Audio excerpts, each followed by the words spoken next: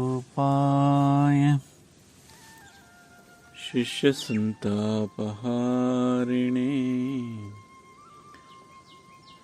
पूर्णानन्दबोधाय श्रीसद्गुरुवे नमो नमः।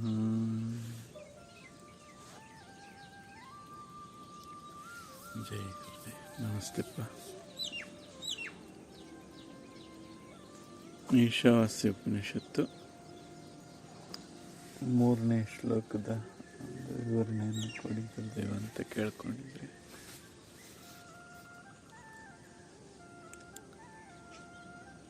ಈಗ 3ನೇ ಶ್ಲೋಕ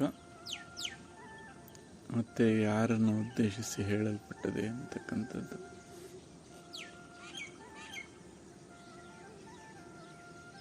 ಕೆಟಗರಿ ಆಫ್ ಪೀಪಲ್ ಅಂತ ಮಾತಾಡ್ತಾ ಇದ್ವಿ. ಸೊ ಮೊದಲನೇದು ಸಿದ್ಧರಿಗೆ ಅಂತ, ಎರಡನೇದು ಸಾಧಕರಿಗೆ, ಮೂರನೇದು ಅಜ್ಞಾನಿಗಳು, ಅವ್ರ ಕಥೆ ಏನು.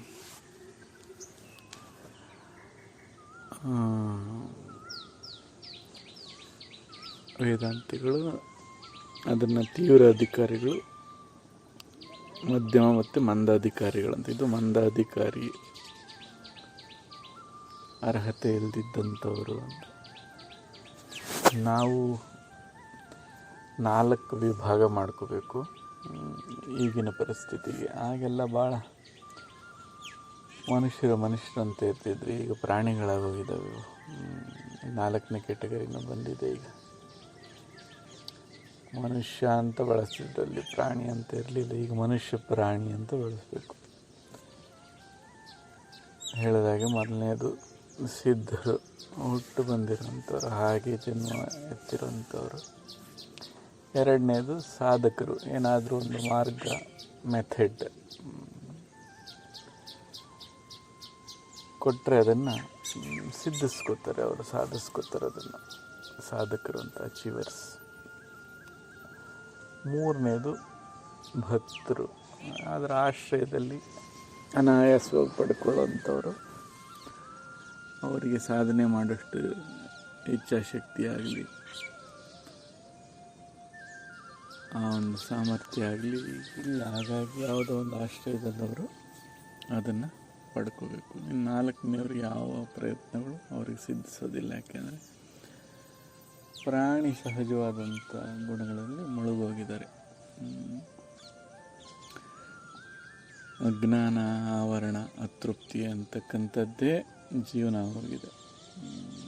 ಹಾಗಾಗಿ ಈಗ 3ನೇ ಶ್ಲೋಕ ಅಂಥ ಮಂದ ಅಧಿಕಾರಿಗಳು, ಆ ಕೆಟಗರಿ ಆಫ್ ಪೀಪಲ್ನ ಉದ್ದೇಶಿಸಿ ಹೇಳ್ತಾ ಇದ್ದೇನೆ.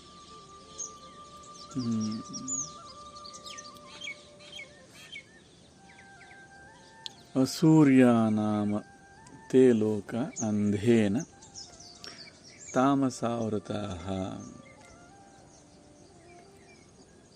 ಇಲ್ಲಿ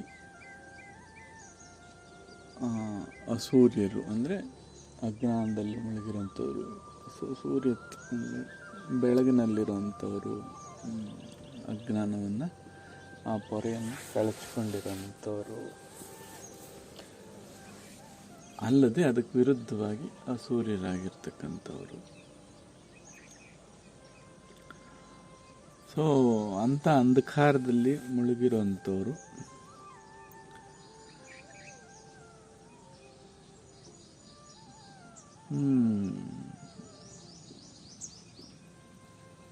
ಈಗ ಅವರ ಕತೆ ಏನು?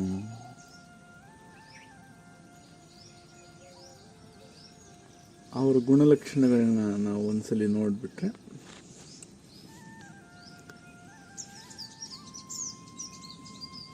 ಹೇಗೆ ಯಾವ ಒಂದು ಅವಸ್ಥೆಗೆ ತಳ್ಳಲ್ಪಡ್ತಾರೆ. ತಂಸ್ಥೆ ಪ್ರೇತ್ಯ ಅಭಿಗಚ್ಚಂತಿ.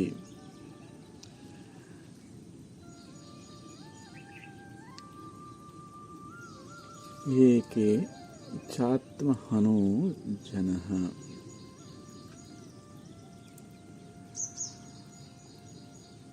ಎಲ್ಲ ದುರ್ಗುಣಗಳು ಇವರಲ್ಲೇ ಕಾಣಿಸ್ತವೆ. ಅಹಂಕಾರ ಇದೆ, ಅಸೂಯೆ ಇದೆ, ಮದ ಇದೆ, ಕ್ರೋಧ ಇದೆ, ಪರಮ ಲೋಭಿತ್ವ ಇದೆ. ಒಳಿತು ಯಾವುದನ್ನು ಕಂಡ್ರೂ ಇವ್ರಿಗೆ ಇಷ್ಟ ಆಗೋದಿಲ್ಲ, ಅವರ ವಿರುದ್ಧ ತಿರುಗಿ ಬೀಳುವಂಥದ್ದು. ಇದು ಅಸುರಿಯ ಲಕ್ಷಣಗಳು ಅಂತ. ಸುಮ್ಮನೆ ಇದ್ದರೂ ಅವ್ರನ್ನ ಕಾಡುವಂಥದ್ದು.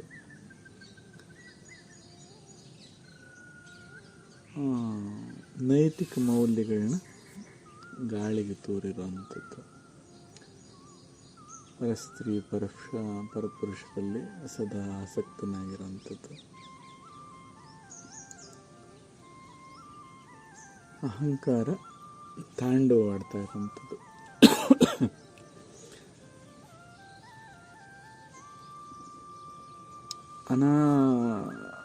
ವಿನಾಕಾರಣ, ಯಾವುದೇ ಕಾರಣ ಇಲ್ಲದೆ ಸತ್ಪುರುಷರನ್ನು, ಒಳ್ಳೆಯದನ್ನು ದ್ವೇಷಿಸುವಂಥದ್ದು. ಈ ಗುಣಗಳು ಇರುವಂಥವರು ಅವರು ಅಂತ ಗ್ರಹಿಸಬೇಕು. ಸರಿ, ಆ ಹಂತಕ್ಕೆ ನಮ್ಮನ್ನು ನಾವು ತಳ್ಕೊಳ್ದಾಗೆ ಮೇಲ್ಮಟ್ಟಕ್ಕೆ ಬರುವಂಥ ಒಂದು ಉಪಾಯ ಅಥವಾ ತಂತ್ರ ಏನಪ್ಪ ಅಂದರೆ, ಆರಾಧನೆಯನ್ನು ಸದಾ ಇಟ್ಕೋಬೇಕು. ಆರಾಧಕ ವಸ್ತು ಇಲ್ಲಿ ಅಂತ ಗಣನೆಗೆ ತಗೊಳ್ಳೋಂಥದ್ದೇ ಏನು ವಿಷಯ ಅಲ್ಲ. ಆದರೆ ಇಲ್ಲಿ ಆರಾಧನೆ ಅಂತಕ್ಕಂಥದ್ದೇ ಭಾಳ ಇಂಪಾರ್ಟೆಂಟು. ಆ ರೀತಿ ಆರಾಧನೆ ಇಲ್ಲ ಅಂದರೆ ಇನ್ನೆಲ್ಲ ಸಕಲ ದುರ್ಗುಣಗಳು ಇಲ್ಲಿ ಕಾಣಿಸ್ತವೆ, ವ್ಯಕ್ತ ಆಗ್ತವೆ. ಆರಾಧನೆಯನ್ನಿಟ್ಟುಕೊಂಡ್ರೆ ಅಹಂ ನಿರಶನವಾಗ್ತಾ ಸೊ ಒಂದು ಮಧ್ಯಮ ಅಧಿಕಾರಿನೋ ತೀವ್ರ ಅಧಿಕಾರಿನೋ ಆ ಗುಣದತ್ತ ಸೆಳೆಯುವಂಥ ಸಾಧ್ಯತೆಗಳಿದ್ದಾವೆ. ಹಾಗಾಗಿ ತನಗಿಂತ ಮಿಗಿಲಾದ್ದು ಹಿರಿದಾದ್ದೊಂದಿದೆ ಎನ್ನುವಂಥ ಆರಾಧಕ ಭಾವ, ಅದಕ್ಕೆ ಸರ್ವಾರ್ಪಣೆಯನ್ನು ಮಾಡಿಕೊಳ್ಳುವಂಥ ಭಾವ ಇಲ್ಲ ಅಂದರೆ ಇನ್ನು ಉಳಿದ ಈ ಎಲ್ಲ ದುರ್ಗುಣಗಳು ಕಂಡು ಬರ್ತವೆ. ಅವರಿಗೆ ಇದನ್ನು ಹೇಳ್ತಾ ಇದ್ದಾರೆ. ಅಂಥ ಒಂದು ಕೆಟಗರಿ, ಆ ವರ್ಗಕ್ಕೆ ಸೇರಿದಂಥವರು ಲೋಕ. ಇಲ್ಲಿ ಲೋಕ ಅಂದರೆ ಅವಸ್ಥೆಗಳನ್ನ ಅನುಭವಿಸೋಕ್ಕಿರುವಂಥ ಒಂದು ಪ್ರಪಂಚ ಅಥವಾ ಉಪಾಧಿ ಅಂತ ಕರಿಬೋದು. ಶರೀರ ಕೂಡ ಒಂದು ಲೋಕನೇ. ಸೊ ಹಂಗೆ ನಾನಾ ಲೋಕಗಳು ಅಥವಾ ನಾನಾ ಜನ್ಮಗಳನ್ನ, ನಾನಾ ಅವಸ್ಥೆಗಳನ್ನ ಪಡಿತಾರೆ ಅನ್ನೋಂಥ ಒಂದು ಅರ್ಥದಲ್ಲಿ ಅದನ್ನು ಗ್ರಹಿಸಬೇಕು. ಏನಾಗ್ತಾ ಇದೆ ಅನ್ನೋಂಥ ತಿಳುವಳಿಕೆ ಅದಕ್ಕೆ ಮೊದಲೇ ಇರೋದಿಲ್ಲ. ಯಾಕೆಂದರೆ ಆಲ್ರೆಡಿ ಅಜ್ಞಾನದಲ್ಲಿದೆ. ಆ ಅಜ್ಞಾನ ಮೀರಿದ್ರಷ್ಟೇ ಆವರಣ ಗುಣನ ಕಳಚ್ಕೊಳ್ಳೋದಕ್ಕೆ ಸಾಧ್ಯ ಇದೆ. ಅಂದರೆ ಯಾಕೆ ಹೀಗಾಗಿದ್ದೀನಿ ಅನ್ನೋಂಥ ಜ್ಞಾನ ಕೂಡ ಅದು ಮುಚ್ಚಲ್ಪಟ್ಟಿರ್ತದೆ. ಸೊ ಅಂಥ ಒಂದು ಅವಸ್ಥೆಗೆ ತಳ್ಳಲ್ಪಟ್ಕೋತಾನೆ, ಬೀಳ್ತಾನೆ. ಅವಿಗಚ್ಛತಿ ಅಂತ ಹೇಳ್ತಾರಲ್ವ, ಪ್ರೇತ್ಯ ಅಂದರೆ ಶರೀರ ಅಥವಾ ಶರೀರವನ್ನು ಬಿಟ್ಟಾಗ ಇಲ್ಲಿ ಇಂಥ ಶರೀರಿ ಅನ್ನೋ ಜ್ಞಾನ ಇಲ್ಲದೆ ಇರೋದೇ ಶರೀರ ಬಿಟ್ಟಿರೋದು ಅಂತ ಕೂಡ ಭಾವಿಸ್ಬೋದು. ನಾನು ದೇಹಿ ಅನ್ನೋಂಥ ಭಾವ ಕೂಡ ಅವನಿಗೆ ಕಾಣದಾದಾಗ ಅವಾಗ ಪ್ರೇತ್ಯ ಅಂತ ಆ ಪದವನ್ನು ಬಳಸ್ಕೋಬೋದು. ಅಥವಾ ಈ ಅವಸ್ಥೆಯನ್ನು ಬಿಟ್ಟರೆ ಹೇಗಾಗ್ತಾನೆ ಅಂತಕ್ಕಂಥ ಕೂಡ ಆ ಥರ ಕೂಡ ಗ್ರಹಿಸ್ಕೋಬೋದು ಅದನ್ನು. ಸೊ ಬಿಟ್ಟಾಗ ಇಂಥ ಅವಸ್ಥೆಗೆ ನೂಕಲ್ಪಡ್ತಾನೆ, ತಳ್ಳಲ್ಪಡ್ತಾನೆ ಅಂತ. ಅವಿಗಚ್ಛತಿ ಅಂದರೆ ಹೊಂದುತ್ತಾನೆ ಅಥವಾ ತಳ್ಳಲ್ಪಡ್ತಾನೆ ಅಂತ. ಯಾವುದಿದು ಅಜ್ಞಾನ ಆವರಣದ ಪರಿಣಾಮ.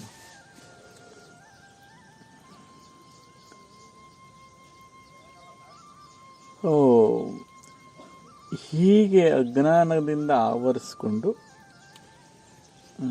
ಆತ್ಮ ಹನಹ ಅಂತ ಅಂದರೆ ಆ ನಿಜವಾದ ಬೆಳಕೇನಿತ್ತು ಅದನ್ನು ನಾಶ ಮಾಡಿಕೊಂಡ್ರು, ಕೊಂದುಕೊಂಡ್ರು, ಆ ಬೆಳಕನ್ನು ತಮಗೆ ತಾವೇ ಮುಚ್ಕೊಂಡ್ರು ಅಂತ. ಇಲ್ಲಿ ಕೊಲ್ಲೋದು ಅಂದರೆ ಅದನ್ನೇನು ಕೊಲ್ಲೋದಕ್ಕಾಗೋದಿಲ್ಲ, ಮುಚ್ಚಲ್ಪಡ್ತು ಅಂತ. ಆವರಣಕ್ಕೊಳಗಾಯ್ತಲ್ಲ, ಕಾಣದಾಗಾಯಿತು. ಹಾಗಾಗಿ ತಾವೇ ಅದನ್ನು ಮುಚ್ಚಿಕೊಂಡ್ರು, ಕಾಣ್ದಂಗೆ ಮಾಡಿಕೊಂಡ್ರು, ಅಥವಾ ಇನ್ನು ಸಿಗದಾಗ ಮಾಡಿಕೊಂಡ್ರು ಅನ್ನೋ ಅರ್ಥದಲ್ಲಿ ಅದನ್ನು ಗ್ರಹಿಸಬೇಕು. ಸೊ ಇಲ್ಲಿ ಪೂರಕವಾಗಿ ಆ ಪದನ್ನು ಮತ್ತು ಇನ್ನು ಕೆಲವು ಶ್ಲೋಕಗಳನ್ನ ತಗೋಬೋದು. ಉದ್ಧರೇತ್ ಆತ್ಮನಾತ್ಮಾನಂ ನ ಅವಸಾದೇತ್. ಯಾವ ಕಾರಣದಿಂದ ಹೇಳಿದ್ರು? ಆತ್ಮನೇವ ಏನಂತಾರೆ ಅದನ್ನು, ರಿಪುಹು ಮತ್ತು ಬಂಧು ಅಂತ ಹೇಳ್ಕೊತಿರಲ್ಲ. ಆತ್ಮೇವ ಬಂಧು ಆತ್ಮನೇವ ಹರಿಪುಹು ಅಂದರೆ ತನಗೆ ತಾನೇ ಬಂಧು ಕೂಡ, ತನಗೆ ತಾನೇ ಶತ್ರು ಕೂಡ ಅನ್ನೋಂಥ ಅರ್ಥದಲ್ಲಿ ಗ್ರಹಿಸಬೇಕು. ಇಲ್ಲಿ ತನ್ನಂತಾನೇ ಹೇಗೆ ಕೊಂದುಕೊಂಡ ಅಂತ. ಅದಕ್ಕೆ ಉದ್ಧರೇತ್ ಆತ್ಮನಾತ್ಮಾನ, ನೀನು ಉದ್ಧಾರ ಮಾಡ್ಕೋಬೇಕು ಅಂದರೆ ಅದರ ಅರ್ಥ ಇನ್ಯಾರು ಸಹಾಯ ಮಾಡೋಕ್ಕಾಗಲ್ಲ ಅಂತಲ್ಲ, ಕನಿಷ್ಠ ಪಕ್ಷ ಹಾಳು ಮಾಡ್ಕೋಬೇಡಪ್ಪ ಅಂತ. ಅದನ್ನು ಬಿಡಿಸಿ ಹೇಳ್ತಾ ಇದ್ದಾರೆ. ನಿನಗೆ ನೀನೇ ಬಂಧು ಮತ್ತು ನಿನಗೆ ನೀನೇ ಶತ್ರು ಅಂತ. ಅದೇ ಅರ್ಥದಲ್ಲೇ ಆಪೋ ದೀಪೋಭವ ಅಂತ. ನಿನಗೆ ನೀನು ದಾರಿದೀಪ ಆಗಿ ಹೊರತು ಇಂಥ ಅಂಧಕಾರದಲ್ಲಿ ತಳ್ಕೋಬೇಡ ಅನ್ನೋ ಅರ್ಥದಲ್ಲಿ ಹೇಳಿರೋಂಥದ್ದು. ಅಂಧಕಾರಕ್ಕೆ ತಳ್ಳದೇ ಇರೋದು ಅಥವಾ ತಳ್ಕೊಳ್ದೇ ಇರೋಂಥ ಅವಸ್ಥೆಗೆ ಹೋಗಬೇಕು ಅಂದರೆ ಇನ್ನೊಂದರ ಸಹಾಯ ಅದರ ಅಗತ್ಯ ಇಲ್ಲ, ಅಥವಾ ಅದೇನು ಮಾಡಲಾರ್ದು ಅನ್ನೋ ಅರ್ಥದಲ್ಲಿ ಗ್ರಹಿಸ್ಬಿಟ್ಟಿದ್ದಾರೆ ಇವತ್ತು. ಬಹಳ ಕೆಟ್ಟ ಗ್ರಹಣೆ ಅದು. ಎಲ್ಲದನ್ನು ಪೂರಕವಾಗಿ ಬಳಸ್ಕೊಂಡು ಉದ್ಧಾರ ಮಾಡ್ಕೊಳ್ಳೋದು ಹೇಗೆ ಅಂತ ಯೋಚನೆ ಮಾಡ್ಬೇಕು ಅದನ್ನು. ಆಗ ಈಗ ಎಲ್ಲ ಏನಾಗಿದೆ, ವಿಶೇಷ ಅರ್ಥಗಳು ಮತ್ತು ಅಪಾರ್ಥಗಳು ಈ ಥರ ಗ್ರಹಿಸ್ಕೊಂಡೇ ಯಾರು ಸಹಾಯ ಮಾಡೋಕ್ಕೆ ಸಾಧ್ಯ ಇಲ್ಲ, ಯಾರನ್ನ ಅವಲಂಬಿಸ್ಬೇಡ, ನೀನೇ ಮಾಡ್ಕೋಬೇಕು, ನಿನ್ನನ್ನು ನೀನು ಹಾಳು ಮಾಡ್ಕೋಬೇಡ ಅಂತ. ಇವನೇನು ಮಾಡ್ಕೊತಾವನೀಗ? ತನ್ನಂತಾನು ಹಾಳು ಮಾಡ್ಕೊಳ್ಳೋ ಕಡೆ ಹೊರಟವನೇ ಹೊರತು ಉದ್ಧಾರ ಮಾಡ್ಕೊಳ್ಳೋ ಕಡೆಗೆ. ಯಾಕೆಂದರೆ ಇದು ಜ್ಞಾನದಿಂದ ಹೋಗ್ತಾ ಇರೋ ನಾನು ಅಲ್ಲ, ಇದು ಅಜ್ಞಾನದಿಂದ ತಾಂಡವಾಡ್ತಾ ಇರೋ ಅಂಥ ನಾನು. ಆ ನಾನು ಏನು ಸಹಾಯ ಮಾಡಬಲ್ದು? ಇನ್ನಷ್ಟು ಪಾತಾಳಕ್ಕೆ ತಳ್ಳಬಲ್ದು ಪ್ರೇತ್ಯ ಅಂತ ಹೇಳ್ತಾ ಇದ್ದಾರೆ. ಸೊ ಅಂಥ ಅವಸ್ಥೆಗೆ ಅಭಿಗಚ್ಚಂತಿ, ತಳ್ಕೋತಾನೆ ಅಂತ. ಈ ಥರ ಆ ಒಂದು ಶ್ಲೋಕವನ್ನು ನಿಧಾನವಾಗಿ ಬಿಡಿಸಿ ಹೇಳ್ತಾ ಇದ್ದಾರೆ. ಎಚ್ಚರವಾಗಿರಿ. ಸರಿ, ಮೂರನೇದವ್ರ ಬಗ್ಗೆ ಪ್ರಸ್ತಾಪ ಆಯಿತು. ಈಗ ಮೂರನೇವರು ಈ ಥರ ವರ್ತಿಸ್ತಾರೆ ಅಂತ ನಾವು ತಿಳ್ಕೊಂಡಿರಬೇಕು. ಸೊ ಅವರಿಗೆ ಏನಾದರೂ ಮಾಡಿ ಸಮರ್ಪಣಾ ಭಾವವನ್ನು, ಸರ್ವಾರ್ಪಣಾ ಭಾವವನ್ನು ಮತ್ತು ಆರಾಧನೆಯನ್ನು ಉಂಟು ಮಾಡೋಂಥ. ಯಾವುದಾದ್ರೂ ಆರಾಧಿಸಲಿ, ಅವರು ಪ್ರಕೃತಿನ ಆರಾಧಿಸಲಿ, ಇನ್ಯಾವುದೋ ತಮಗೆ ಬೇಕಾದಂಥ ಶ್ರೇಷ್ಠ ಒಂದು ತತ್ವವನ್ನು ಅಥವಾ ವ್ಯಕ್ತಿತ್ವವನ್ನು ಆರಾಧನೆ ಮಾಡೋಕ್ಕೆ ಶುರು ಮಾಡಿದ್ರೆ ಸಾಕು, ಇದಕ್ಕೆ ಪರಿಹಾರ ಸಿಗುತ್ತೆ. ನಾವು ಅಂಥದ್ದಕ್ಕೆ ಸಹಾಯ ಮಾಡಬೇಕು ಅವರಿಗೆ. ಈಗ ಸಹನಾವತು ಸಹನೌ ಭುನಕ್ತು ಸಹವೀರ್ಯಂ ಕರವಾವಹೈ ತೇಜಸ್ ನವಧೀತಮಸ್ತು ಮಾ ವಿದ್ವಿಷಾವಹೈ. ಈಗ ಅಂಥವ್ರನ್ನ ಅವ್ರು ಹಂಗೆ ಅಂತ ಬಿಟ್ಬಿಡೋವಂಥದ್ದಲ್ಲ, ಹೇಗಾದರೂ ಮಾಡಿ ಅವ್ರಿಗೆ ಸ್ವಲ್ಪ ಮೇಲಕ್ಕೆ ಅಥವಾ ಅದರಿಂದ ಬಿಡುಗಡೆ, ಅಜ್ಞಾನ ಮತ್ತು ಆವರಣದಿಂದ ಬಿಡುಗಡೆ ಆಗೋದಕ್ಕೆ ಸ್ವಲ್ಪ ಪೂರಕವಾಗಿ ಸಹಾಯ ಮಾಡಬೇಕು. ಹೇಗೆ ಅಂದರೆ ಆರಾಧನೆಯನ್ನು ತಂದರೆ ಸಾಕು, ಅವರಲ್ಲಿ ನಿಜವಾಗ್ಲೂ ಆ ಪರಿವರ್ತನೆ ಆಗೋದಕ್ಕೆ ಸಾಧ್ಯತೆ ಇದೆ. ಅದಕ್ಕಾಗಿ ಸತ್ಸಂಗಗಳು, ಅಂಥ ಮಹಾತ್ಮರ ಸನ್ನಿಧಿಯಲ್ಲಿರುವಂಥದ್ದು, ಅಂಥವ್ರ ಬಗ್ಗೆ ಮಾತನಾಡೋವಂಥದ್ದು, ಸೊ ಅಂಥವ್ರು ಒಡನಾಟ ಮಾಡಿಸೋವಂಥದ್ದು, ಇದೆಲ್ಲದಕ್ಕೂ ವಿರುದ್ಧವಾಗಿರ್ತದೆ ಅವ್ರ ವರ್ತನೆ. ಅದು ಸಹಜ. ಅದು ಯಾಕೆಂದರೆ ಈಗ ಅಜ್ಞಾನ ಆವರಣದ ಗುಣನೇ ಅದು. ಅದನ್ನು ಬಿಡಿಸೋದಕ್ಕೆ ಇವುಗಳನ್ನು ಬಳಸ್ಕೊಂಡು ಸಹಾಯ ಮಾಡಬೇಕು.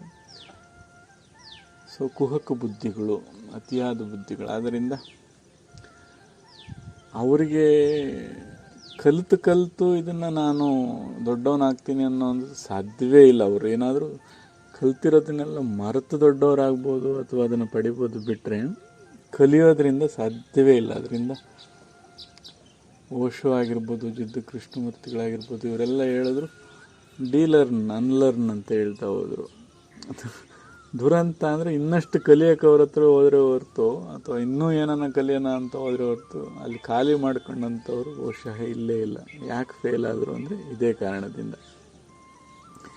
ಇನ್ನಷ್ಟು ಅಕ್ಯುಮುಲೇಷನ್, ಇನ್ನಷ್ಟು ಗುಡ್ಡಾಕೊಳ್ಳೋದು. ಯಾಕೆಂದರೆ ಆ ಕುಹಕ ಬುದ್ಧಿ, ಅತಿಯಾದ ಇಂಟೆಲಿಜೆನ್ಸು ಅದು ಇನ್ನಷ್ಟು ಶೇಖರಣೆ ಮಾಡೋ ಕಡೆಗೇ ಇರ್ತದೆ ಹೊರತು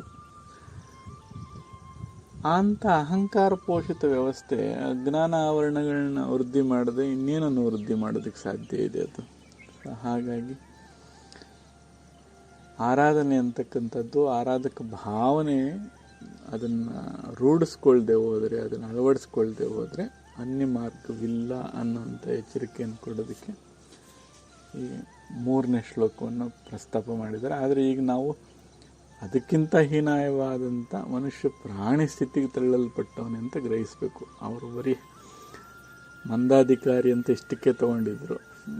ಈಗ ನಾವು ಅಧಿಕಾರವೇ ಇಲ್ಲದಂಥ ಅವಸ್ಥೆಗೂ ಹೋಗ್ತಾನೆ ಇವನು ಅನ್ನೋದನ್ನು ಗ್ರಹಿಸಬೇಕಪ್ಪ. ಇಲ್ಲಿ